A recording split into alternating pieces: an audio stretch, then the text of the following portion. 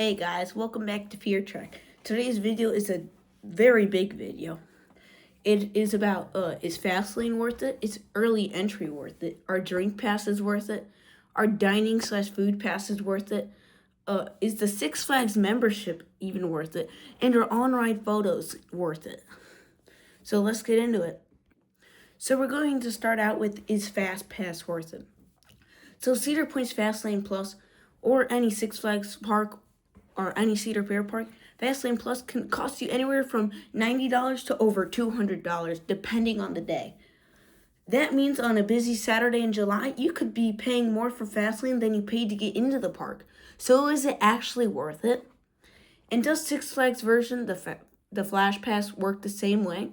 Today we're going to be breaking down exactly what you get, when it makes sense, when it does not, and the one scenario where it is almost worth it every penny. So we're gonna start out with Cedar Fair's Fastlane. Fastlane is Cedar Point's skip the line product. There are two tiers: Fastlane and Fastlane Plus.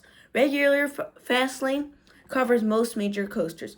Fastlane Plus adds Steel Vengeance, Maverick, and Top Thrill 2, the three rides with the longest waits in the park. Fastlane gives you access to a separate, much shorter queue on each covered ride. You can use each ride's Fastlane once per day except Steel Vengeance, which allows re-rides with Fastlane Plus.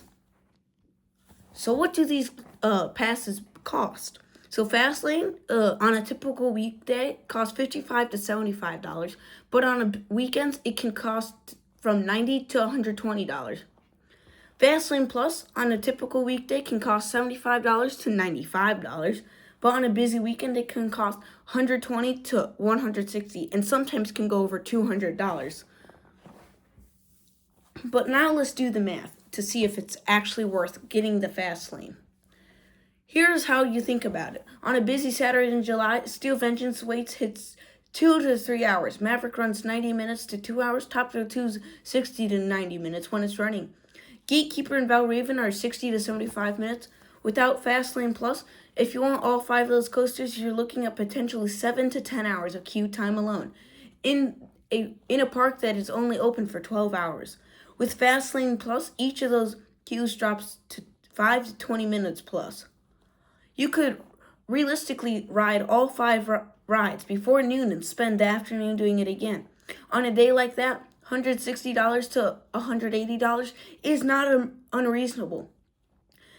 If you are there with your family and actually want to ride things, you should get the Fastlane. So the pros and cons of the Fastlane is that the lines are a lot shorter. You got a peace of mind of no panic that you're not going to be able to ride anything. It's worth it for families who have limited time in the park, and it pays for itself on busy days. But some cons that it costs more than park admission on peak days, wasted money on slow weekdays like Monday, Tuesday, Wednesday, Thursday when the park's not that busy. And separate queues still has waits on busier days and does not cover every single ride in the park. But now we're going to go over Six Flags Flash Pass, which is almost identical but a bit different. Six Flags calls their version the Flash Pass, and it works differently from Cedar Point's Fastlane.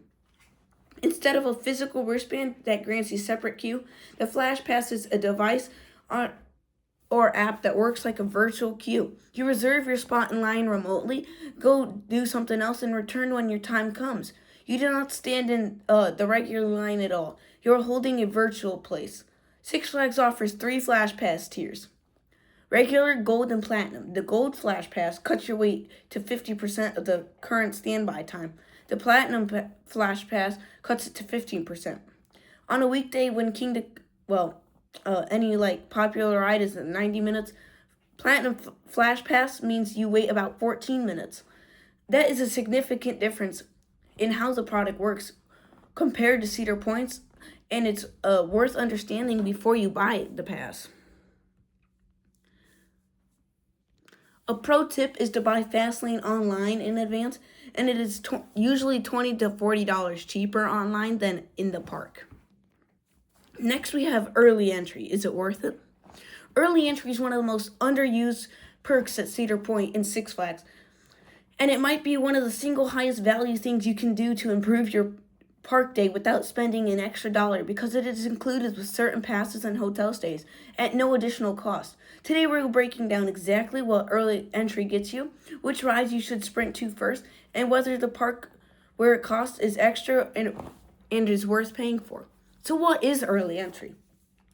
Early entry is sometimes called ERT, exclusive ride time, at Cedar Point, which lets a subset of guests into the park 1 to 2 hours before it opens to the general public. During that window, a limited section of rides operate with almost zero wait time.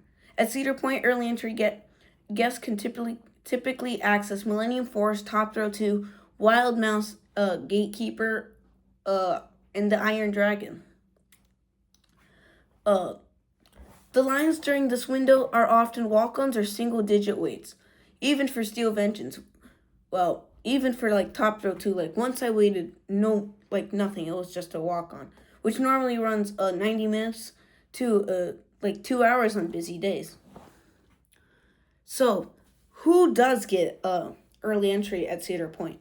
So, Cedar Point Hotel guests get it, Platinum Pass holders,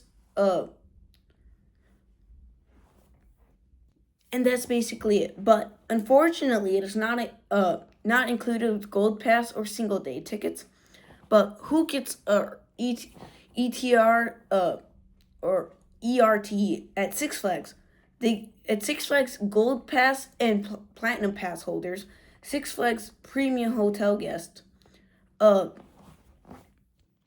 that's basically it for Six Flags. But the strategy of what to do with early entry is identify the 2 or 3 rides with the longest normal waits and ride them first. During the early window at Cedar Point, that means Top Thrill 2, Millennium Force, every single time. Both regularly hit 90 to 2 hours. If you can knock down both of those by the park officially opens, you have effectively saved 3 to 4 hours of queue time and freed up your entry day for everything else. The math is almost absurdly good. Getting 2 rides on Top Thrill 2 with a walk-on waits in the early entry window versus waiting 2 hours each time is the difference between riding it twice and riding it 6 times in a full day. So some pros and cons of early entry is walk-ons are near single-digit waits, it frees up your day a lot better, and it is a cooler temperature in the morning, so you're a lot more comfortable. But some cons, it is only available on selected days, limited ride selection, and you need a hotel stay or a pass, and it also requires you getting to the park before the park opens, so early alarms. Next we have is the drink pass at Cedar Point worth it. So a fountain drink at Cedar Point costs about $6.50. A bottle of water is about $5. On a hot July Saturday in Ohio, and Ohio summers are genuinely brutal, you are going to drink a lot. The all-day drink pass at Cedar Point is $17 to $22 for a single day. But if you drink more than 3 drinks in a day, and you absolutely will on a hot day, the drink pass has already paid for itself. But there are some things that park do not tell you about these passes that actually work. Today we're covering everything. So, the breakdown on how Cedar Point costs it. So the cost is about $17 to $22 on a single day. But what you get is unlimited refills on fountain beverages, Pepsi products, Coke products actually, lemonade, water, and refill at any time at a participating drink station. The catch is that there is a 15-minute wait before refills enforced at all stations, and you are not walking up at every 5 minutes. But the souvenir bottle. Cedar Point sells a refillable souvenir bottle that includes free refills for the season. not just a day if you visit multiple times. This is better deal than a single day pass. But is it better to get it online or at the gate? Always buy the drink pass online before you visit. In park pricing is constantly $4 to $6 more than the online price for the same product. But how does the Six Flags drink pass compare? Six Flags operate a similar version of all-season drink pass that works across their entire park portfolio for the full operating season, not just one day. The Six Flags all-season drink pass runs approximately $25 to $35 and gives you unlimited refills at all Six Flags parks for the entire season. If you have a Six Flags pass and visit more than twice in a season, this is the obvious purchase. The 15-minute wait between refills rules still apply here, but the passes are typically include a souvenir cup, which is Cedar Point's equivalent season-long option in the souvenir bottle program. Similar concept, but different branding. So now let's do the math. So we're going to start off with a scenario. Hot summer day, and you get 5 drinks. Without the pass, that's $32.50. But with the pass, it's $20. So you're saving $12.50. But let's say it's a cool fall day and you only drink 2 drinks. Without the pass, it's $13. But with the pass, it's $20. So you're losing $7. So it's not worth it. Next, we're going to be doing, are food passes worth it? So food at theme parks are expensive. At Cedar Point, a meal combo, burger, fries, drink, runs $18 to $25. A funnel cake is $12. A slice of pizza is $10. For a family of 4 eating lunch and dinner, the whole park, you're looking at $120 to $200 in food alone on top of tickets, parking, and whatever else you bought. Cedar Point and Six Flags both sell all-day dining passes that let you eat full meals multiple times throughout the day for one flat fee. Today we are finding out if the math actually works out and warning you about the catches that the park bury in the fine print. So the breakdown of this at Cedar Point is the cost. It's $40 to $55 per person depending on when you buy and which tier. But online, remember, is always cheaper. What you get is one meal every 4 hours at participating restaurants. But this does not include certain restaurants, like branded restaurants like Cinnamon or like that Panda Express, because those are like brand businesses. The 4-hour rule: you can only redeem a meal once every 4 hours. This is the critical catch: you cannot eat breakfast then get a snack 30 minutes later. Plan your meals around it. What is included? Most quick service restaurants, chickens and Pete's coasters, and Famous Dave's they don't have that restaurant anymore. Pizza and pasta and others. Check the current list because it changes a lot. But what's not included? Specialty food items, premium restaurants, alcohol, and some kiosks. The dining plan is for sit-down and quick-serve meals only, but the season dining pass, Cedar Point offers a season-long dining pass. If you visit 3+ times, this is a dramatically better value than buying it per visit. So now let's do the math. So you're a solo visitor with 1 meal plus a snack. Without a dining pass, it's about $30, but with the dining pass, it's $45. So it's not worth it. But let's say you're a solo visitor with 2 full meals, which costs $45 to $55.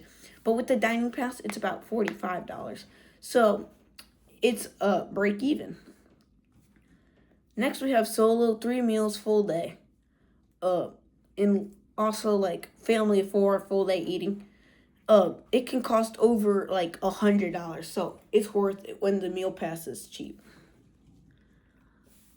Next, we're going to be doing, is the Six Flags membership worth it?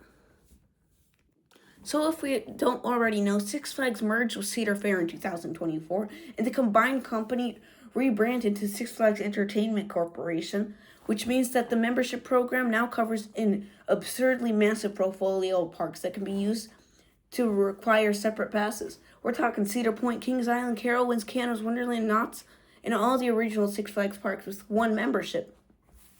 In 2026, this is one of the best value propositions in the entire theme park industry. If you know how to use it, today we're breaking down every tier, every park, and exactly who should and who should not be buying it. So, we're going to start off with the Silver Pass.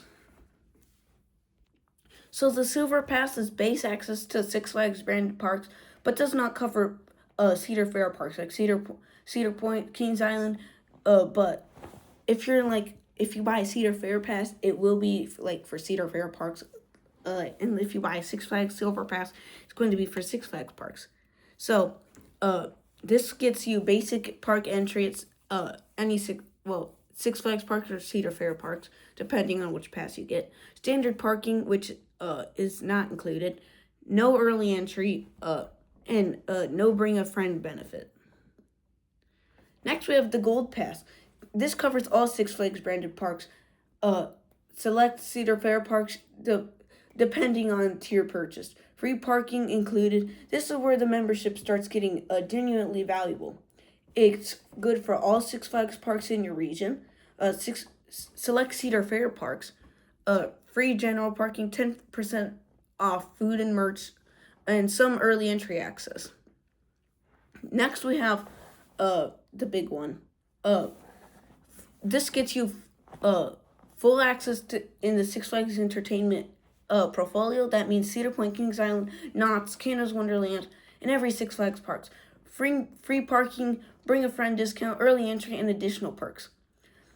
The benefits are all parks, free parking, early entry, bring a friend, and 50% off food and merch, and exclusive member events at some parks. So let's go over the prices. So the Silver Pass is $8 to $12 a month, Gold Pass is $15 to $20 a month, and the Platinum Pass is $25 to $35 a month. So let's do the big picture now. This is the most important thing to understand about the Six Flags membership in 2026. With the merger of Cedar Fair and Six Flags, which fundamentally changed what Six Flags Pass is worth. Before 2024, a Six Flags Pass covered Six Flags parks. That was it. Now the right tier of membership covers Cedar Point, the greatest amusement park in North America, plus Kings Island, Knott's, and Canada's Wonderland. Also like any Midwest park. But a Platinum Pass that includes Cedar Point for $25 to $35 a month is the context of Cedar Point charging $99 to $100 plus for a single day ticket. An absolutely extraordinary deal for any family or enthusiast living with driving distance to Cedar Fair or Six Flags parks. So the pros and cons. Pros is post-merger covers Cedar Point, Kings Island, and any like chain park. But some pros is that it also has monthly payments. And Platinum Passes pay for itself in 2 to 3 park visits. And another pro is that it's good for families visiting multiple times a year, but that's basically it. But some cons are some Cedar Fair parks require a specific pass tier. It also requires monthly commitment. It also has blockout dates. Also, customer service for the merged company has been inconsistent. Also, pass benefits may vary by park. So if it's not worth it for one and done visitors. So a Gold Pass, yes, for anyone visiting 2+ times a year. Platinum Pass, yes, if you want Cedar Point and Kings Island access, which has life-changing values. But a single visit, no one visits. No, one visit does not justify any membership tier over a day ticket. So, don't visit once a day if you Well, don't visit once a season if you have a pass. Visit multiple times. Next, we're going to have is Cedar Point Hotels worth it? So, Hotel Breakers sits right on the beach of Cedar Point, literally on Lake Erie. attached to the park. A room in peak summer costs $350 to $600 a night. There are cheaper Cedar Point hotels though. Uh, so is the premium you are paying for hotel breakers actually worth it? Or are you just paying for the name and the beach view? Today we're doing the honest breakdown. So, Hotel Breakers is the flagship. On Lake Erie Beach, connected to the park, multiple pools, full service dining, beach access, early entry is included, and these cost from $350 to $600 a night. But Breakers Express, budget Cedar Point hotel on the park property but not beachfront. Pool, free shuttle, and early entry included. This is a sweet spot for value conscious guests who want early entry, but at $150 to $200 less per night than Breakers. This is often the smarter choice for coaster-focused visits. These go from $150 to $250 a night, but Cedar Point's Lighthouse Point. Cottages and camping on the Park Peninsula, full range from tent camping to lakefront cottages. Early entry is included. But the analysis is it's surprisingly nice for the camping tier. The lakefront cottages are genuinely charming, and the early entry value applies equally here, and is great for families. These go from $100 to $350 a night, but off-site in Sandusky and Huron, these go from like $80 to $150 a night. And there are dozens of these there are dozens 10 to 20 minutes away, but they don't have early entry. Then we have Hotel Breakers. This hotel I've been to once. They have a great water park, which I unfortunately missed, but from my sisters I heard that it's really good. But those Breakers is one of the cheaper ones, but it's still a hefty price. So let's do the early entry math. So here's the number that flips the hotel math. On a busy summer Saturday, Steel Vengeance hits 2 to 3 hours, and Maverick hits 90 to 2 hours. Fastlane Plus, which skips those lines, costs $160 to $220 on peak days. Hotel Breaker guests get early entry and a free included perk.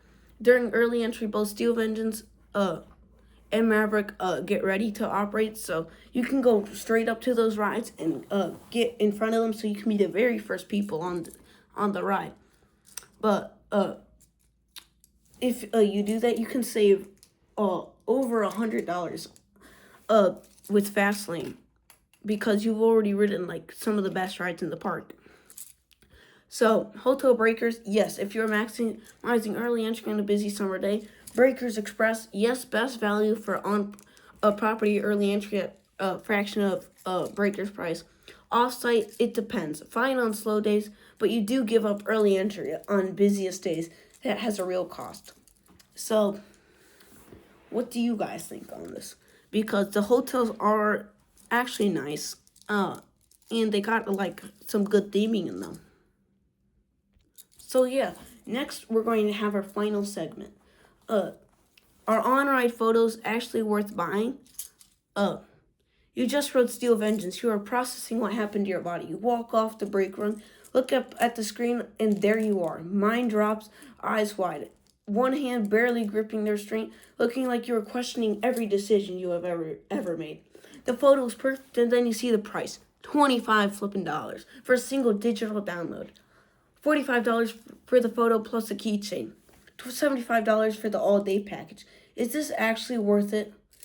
Well, it's actually like $35. I got it for my birthday last year. It's actually really cool. Let's do the math and be honest about it. So how ride photos work at Cedar Point? On-ride photo systems work by triggering a camera on a specific point on the ride, usually the dropper and inversion, and capturing your face mid-reaction. At Cedar Point, Six Flags, almost every major coaster has at least one camera. Some rides like Steel Vengeance have multiple camera positions. The photos are available at kiosks near the ride exit or through the park app. Pricing varies by the park and what you want to do to buy. So, a product. Single digital download costs $22 to $28, but Six Flags is $20 to $25. But is it worth it? Rarely. Photo plus keychain, $40 to $50. Six Flags is $35 to $45. But is it worth it? No. All day photo package is about like $25 to $35. Same with Six Flags. Is it worth it? Maybe. But a season photo pass costs like $60 to like $80. Same with Six Flags. But if you visit multiple times a year, then yes, it is worth it. But the honest take, at $22 to $28 per photo, the individual on-ride photo is almost never worth buying. Your phone camera takes better photos than the on-ride cameras in the most lighting conditions, and your friends filming from the ground will capture better video than any on-ride camera on the market. The one exception is the all-day package. If you're the type of person who wants a photo from every major coaster, then the math starts working at 3 or more rides. The season photo pass is the only tier that makes consistent financial sense, and only if you want visit 3 or more times a year. The individual photo is pure enjoyment. In posting by dressed up as a souvenir, the photo is good. The price is not, though. So the pros for this is it captures moments impossible to get in any other way.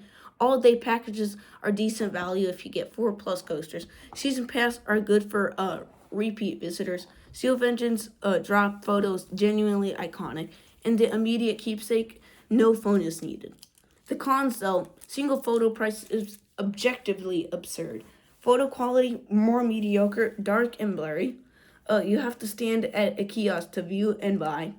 Phone cameras and friends are filming are free, which is a giant con because you can have someone else take your picture, but you won't have the cool background. And then the keychain is very overpriced. So the season photo pass, yes, if you visit 3+ times a year. But all day package, maybe if you want photos from 4+ coasters. But a single photo, no. $25 for one digital image is never the right call. And then the photo plus keychain, absolutely not. You do not need to spend $45 on a flipping keychain. So yeah, guys, that's going to be it for today. That was a very long comparison video, but thanks for watching, and I will see you guys next time. And don't forget to smash that like and subscribe button. Just click it. And I'll see you guys next time. Thanks, guys. Bye.